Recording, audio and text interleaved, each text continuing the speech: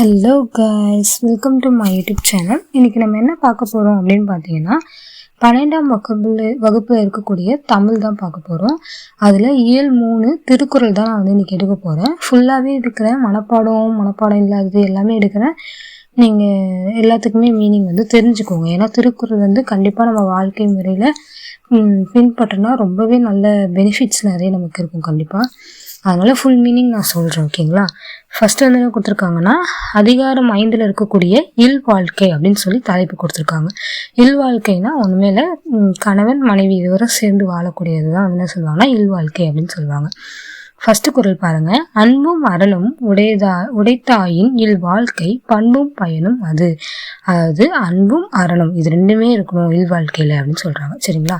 இப்ப பொருள் படிக்கிறோம் பாருங்க. அன்பும் அறமும் உடையதாக இல் வாழ்க்கை விளங்குமானால் அதுவே வாழ்க்கையின் பண்பும் பயனும் ஆகும் அப்படின்னு சொல்லியிருக்காங்க. இது என்ன அணினா நிரல் நிறை அணி இந்த குறள்ல இருக்கு அப்படின்னு சொல்லியிருக்காங்க. சரிங்களா? அதாவது நம்ம இல்வாழ்க்கை இருக்கு அப்படின்னா அதுல என்ன இருக்கணுமா, அன்பும் அறணும். அப்படி இருந்தாதான் இல்வாழ்க்கை இருக்கு அப்படின்னா அதுதான் வாழ்க்கையுடைய என்ன சொல்றாங்க, பண்பும் பயனும் அப்படின்னு சொல்றாங்க. சரிங்களா? அடுத்த குறள் பாருங்க. இயல்பினான் இல்வாழ்க்கை வாழ்பவன் என்பான் முயல்வாருள் எல்லாம் தலை. சரிங்களா? இயல்பினான் இல்வாழ்க்கை வாழ்பவன் என்பான் முயல்வாருள் எல்லாம் தலை.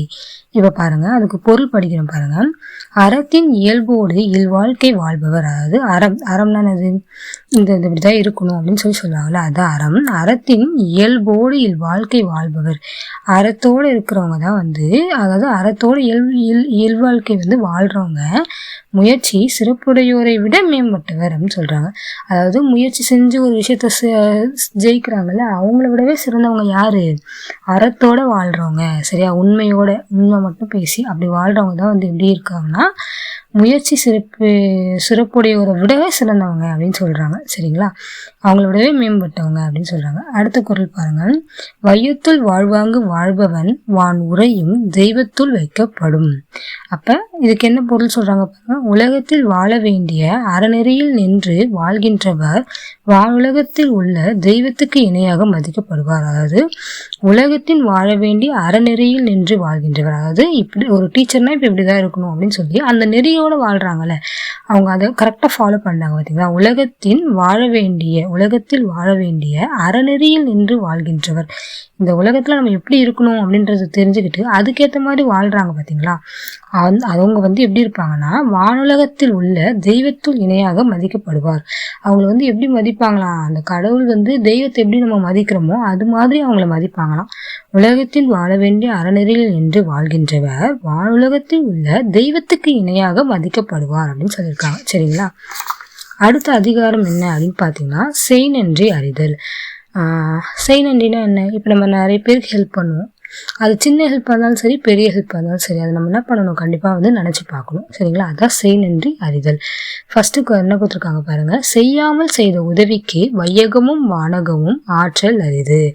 அதாவது தான் ஒரு உதவியும் செய்யாதிருந்தும் தனக்கு உதவி செய்த ஒருவருக்கு மண்ணுலகும் விண்ணுலகையும் கைமாறாக கொடுத்தாலும் ஈடாகாது. அதாவது நம்ம ஒருத்தவங்களுக்கு எந்த ஹெல்ப்புமே பண்ணியிருக்க மாட்டோம், ஆனால் அவங்க நமக்கு என்ன பண்ணியிருக்காங்க, ஒரு உதவி செஞ்சுருக்காங்க அப்படின்னு வச்சுக்கோங்களேன்.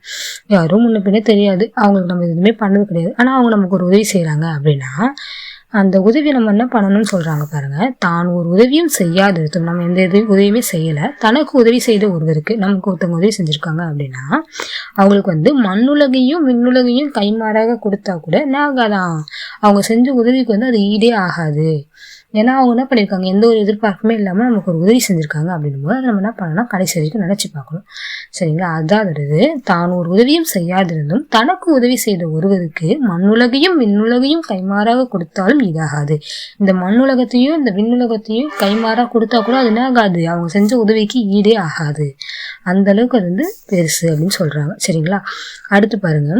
காலத்தினால் செய்த நன்றி சிறிதியின் ஞானத்தின் மான பெரிது. அதாவது உரிய காலத்தில் ஒருவர் செய்த உதவி அளவில் சிறியதாக இருந்தாலும் அது உலகத்தின் அளவை விட பெரியதாகும், அளவை விட மிக பெரியதாகும் சொல்றாங்க. அதாவது உரிய காலத்தில் ஒருவர் செய்த உதவி.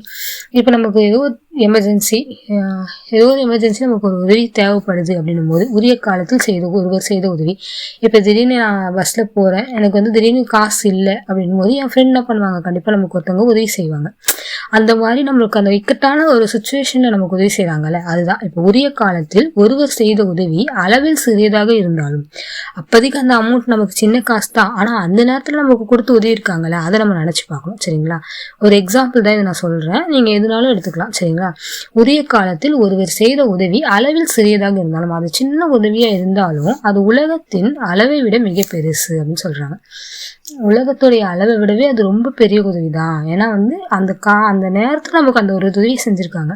அந்த நேரத்துல அந்த உதவி செஞ்சதுனாலதான் நம்மளால என்ன பண்ண முடியுது, ஓரளவுக்கு நம்ம வந்து அதுல காப்பாத்திக்க முடியுது. அந்த மாதிரி. சரிங்களா? அடுத்து பாருங்க, பயந்தூக்கார் செய்த உதவி நயந்தூக்கின் நன்மை கடலில் பெரிது. அதாவது இந்த பயன் கிடைக்கும் என்று ஆராயாமல் ஒருவர் நமக்கு செய்த உதவி அன்புடைமையை ஆராய்ந்தால் அதன் நன்மை கடலை விட பெரியதாகும். அதாவது நமக்கு இப்போ நம்ம ஒருத்தவங்களுக்கு உதவி செய்கிறோம், அவங்க நம்ம கண்டிப்பாக அடுத்த வாட்டி உதவி செய்வாங்க அப்படின்னு நினச்சி நம்ம உதவி செய்யக்கூடாது. அதுதான் சொல்கிறாங்க, இந்த பயன் கிடைக்கும் என்று ஆராயாமல் ஒருவர் நமக்கு செய்த உதவி என் அன்புடைமையை ஆராய்ந்தால். அதாவது இந்த பயன் கிடைக்கும், இவங்களுக்கு நம்ம இந்த ஹெல்ப் பண்ணோம்னா நமக்கு இந்த யூஸ்ஃபுல் இருக்கு அப்படின்னு நினைச்சு செய்யக்கூடாது.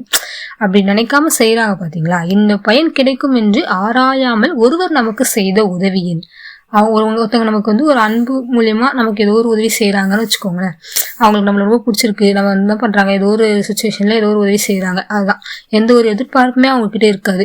நம்ம இவங்களுக்கு இது செஞ்சா இவங்க நமக்கு இது செய்வாங்க அப்படின்னு ஒரு எந்த எதிர்பார்ப்புமே இல்லாம ஒருத்தவங்க நமக்கு செய்யறாங்கல்ல அன்பு மூலியமா. அன்புடைமை ஆராய்ந்தா அதன் நன்மை கடலை விட பெருசா. கடலுக்கு வந்து என்ன கிடையாது, எல்லையே கிடையாது. அந்த அளவுக்கு அவங்களோட நன்மை வந்து என்னதான், அவங்க செஞ்ச உதவி வந்து ரொம்ப பெருசு அப்படின்னு சொல்றாங்க. சரிங்களா? அடுத்து பாருங்க, திணை துணை நன்றி செய்யினும் பனை துணையாக கொள்வர் பயன் தெரிவார். அதாவது என்ன சொல்றாங்கன்னா, திணை துணை நன்றி செய்யினும் பனை துணையாக கொள்வர் பயன் தெரிவார். இப்ப இதுக்கு பொருள் பாருங்க, ஒருவர் திணையளவாகிய உதவியை செய்த போதிலும் அதன் பயன் தெரிந்தவர் அதனையே பனையளவாக கொண்டு போற்றுவர்.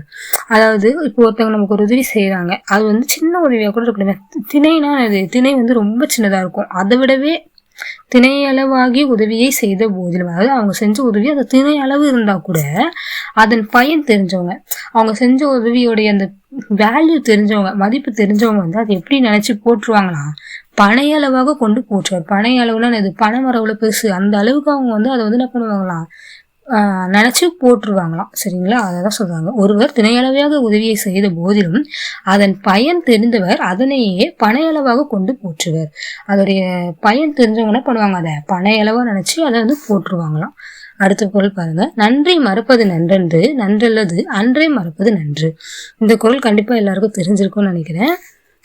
ஒருவர் நமக்கு செய்த நன்மையை மறப்பது நல்லதன்று, அவர் செய்த தீமையை அப்பொழுதே மறந்துவிடுவது நல்லது. ஒருத்தவங்க நமக்கு செஞ்ச உதவியை வந்து நம்ம என்ன பண்ணக்கூடாதா, கடைசி வரைக்கும் மறக்கவே கூடாது. ஆனா அவங்க நமக்கு ஏதாவது ஒரு தீமை செஞ்சிருக்காங்க அப்படின்னா அதை அப்பவே மறந்துடணும் அப்படின்னு சொல்லியிருக்காங்க. ஆனா இங்க நிறைய பேர் தீமையை தான் நினைச்சிட்டு இருப்பாங்கன்னு நினைக்கிறேன். ஆனா இங்க குறள்ல வந்து என்ன சொல்லியிருக்காங்க, திருவள்ளுவர் என்ன சொல்லியிருக்காரு அப்படின்னா, ஒருவர் நமக்கு செய்த ஒரு நன்மையை நம்ம என்ன பண்ணக்கூடாது, மறக்கவே கூடாது. அவங்க செஞ்ச தீமையை நம்ம என்ன பண்ணிடணும், அன்னைக்கே மறந்துடணும் அப்படின்னு சொல்றாங்க. சரிங்களா? என்னன்றி கொன்றார்க்கும் உய்வுண்டாம் உய்வில்லை செய்நன்றி கொன்ற மகற்கு. இதுக்கு பொருள் பாருங்க, எந்த அறத்தை அழைத்தவர்க்கும் தப்பி பிழைக்க வாய்ப்பிருக்கும், ஒருவர் செய்த உதவியை மறந்து விட்டவருக்கு உய்வே இல்லை.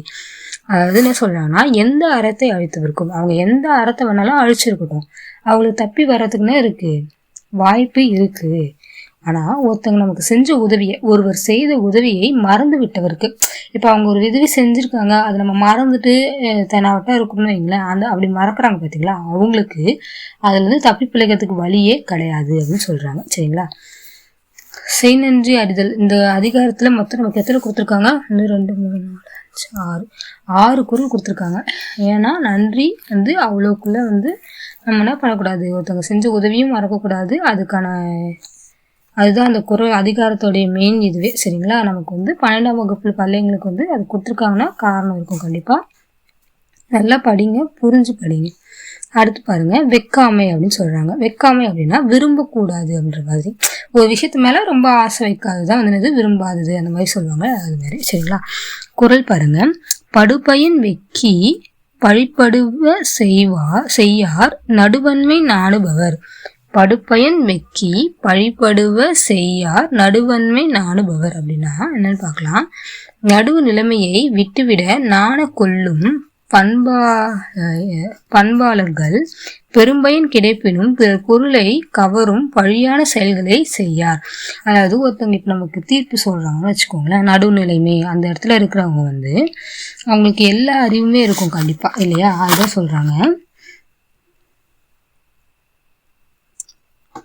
படுபயன் கொள்ளும், அதாவது நடுநிலைமையை விட்டுவிட நாணம் கொள்ளும் பண்பாளர்கள் பெரும்பயன் கிடைப்பினும், அவங்களுக்கு வந்து இதை விட்டுட்டா அவங்களுக்கு வந்து இப்ப கரெக்டான தீர்ப்பு சொல்லாம விட்டா அவங்களுக்கு நிறைய பயன் கிடைக்கும் அப்படின்னா கூட பிறர் பொருளை கவரும் பழியான செயல்களை அவங்க என்ன பண்ண மாட்டாங்களாம், செய்ய மாட்டாங்க அப்படின்னு சொல்றாங்க. நடுநிலைமையை விட்டுவிட நாணம் கொள்ளும் பண்பாளர்கள் பெரும்பயன் கிடைப்பினும், அவங்களுக்கு பெரிய பயன் நிறைய கிடைச்சாலுமே கூட பிறர் பொருளை கவரும் பழியான செயல்களை செய்யாருன்னா பிறர் பொருளை கவரக்கூடிய ஒருத்தவங்களை அடிச்சு பிடிச்சி அவங்க சொத்துக்கிட்டெல்லாம் புடுங்கி அப்படி பண்ணுவாங்களே, அந்த மாதிரி வந்து என்ன பண்ண மாட்டாங்களா, இவங்க பண்ண மாட்டாங்க சரிங்களா.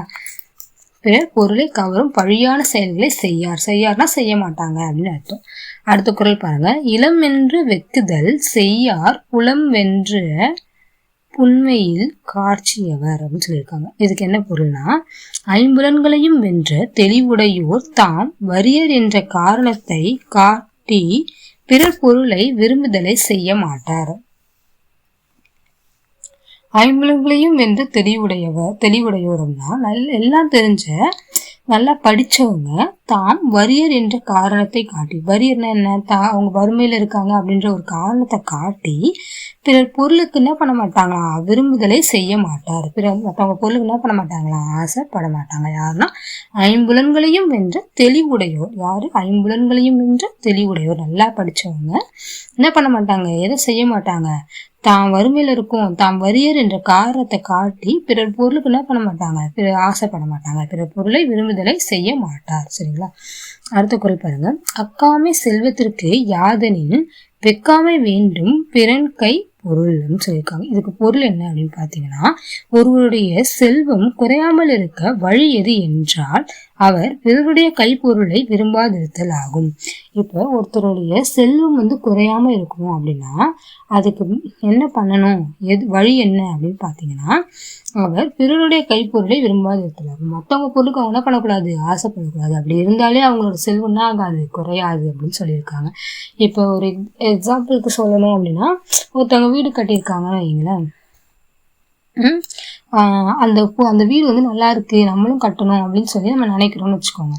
நம்ம ஆசைப்படலாம், தப்பு கிடையாது. ஆனா வந்து அவங்க அப்படி கட்டியிருக்காங்க, அதை விட மேல கட்டணும் அப்படின்னு நினைச்சு என்ன பண்ணுவாங்க, எல்லாத்தையும் போட்டு செலவு பண்ணி கட்டிடுவாங்க. அப்புறம் என்ன பண்ணுவாங்க, கவலைப்படுவாங்க, ஐயோ இவ்வளவு கடன் ஆயிடுச்சு, இவ்வளவு இப்படி ஆயிடுச்சு அப்படின்னு நினைப்பாங்க.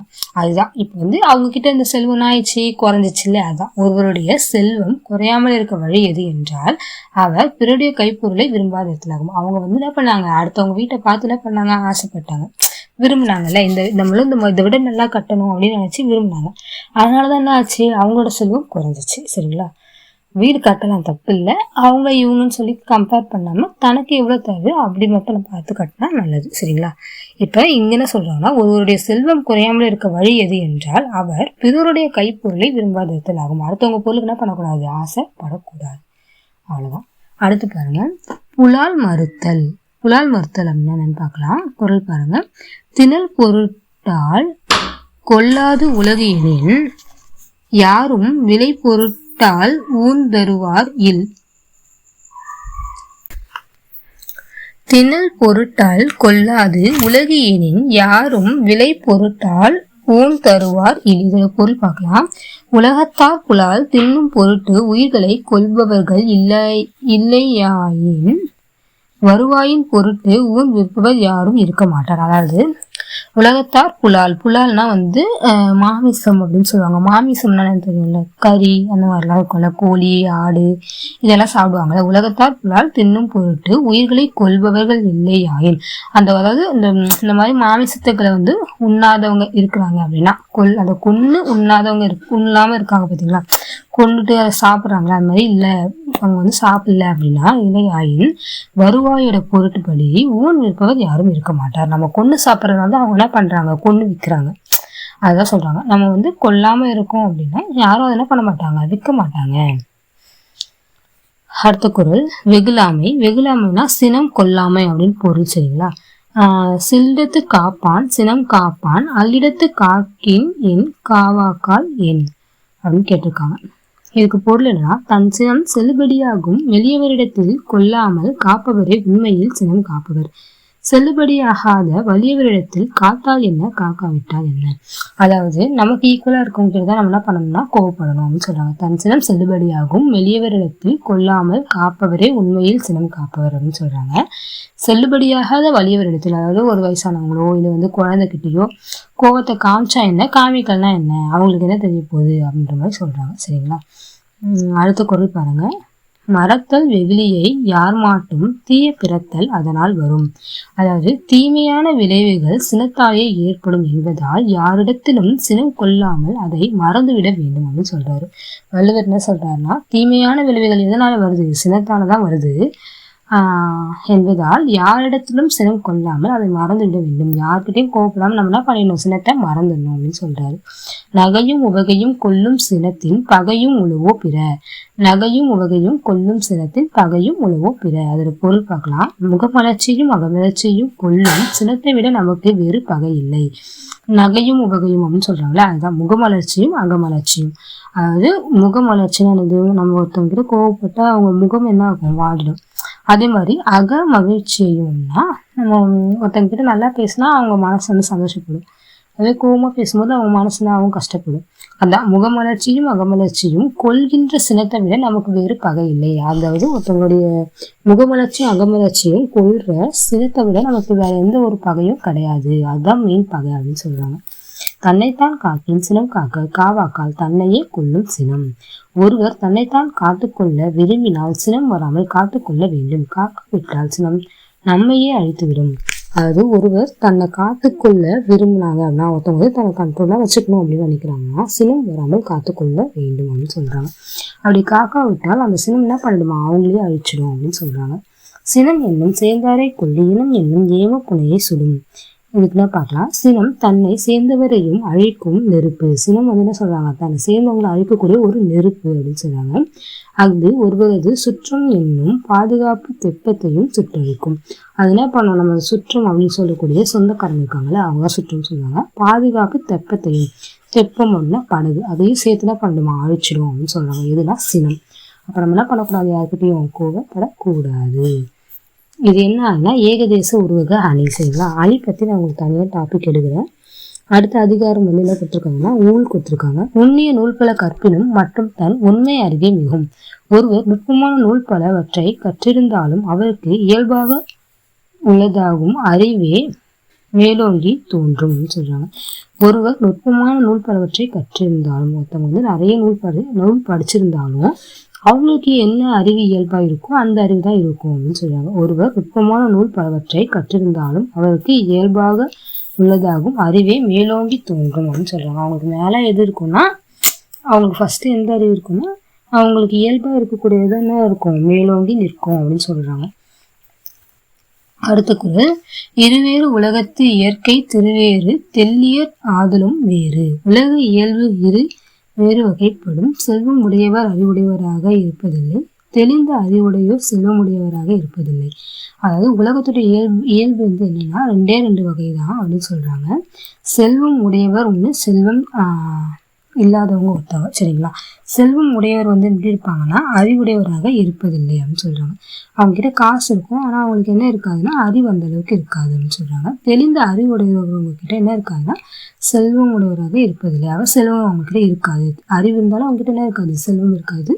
இன்னொருத்தர்கிட்ட செல்வம் இருக்கும் ஆனா என்ன இருக்காது, அறிவு இருக்காது. இந்த ரெண்டு வகை தான் வந்து இந்த உலகத்துல இருக்கிறாங்க அப்படின்னு சொல்லி வள்ளுவர் கொடுத்துருக்காரு. அவ்வளோதான். ஏதாவது டவுட் இருந்தால் கமெண்ட் பண்ணுங்கள். நான் சொன்ன வீடியோ வந்து பிடிச்சிருக்கு, தெளிவாக எக்ஸ்பிளைன் பண்ணுறேன் அப்படின்னா ரெட் டாட் கமெண்ட் பண்ணுங்கள். தேங்க்ஸ் ஃபார் வாட்சிங்.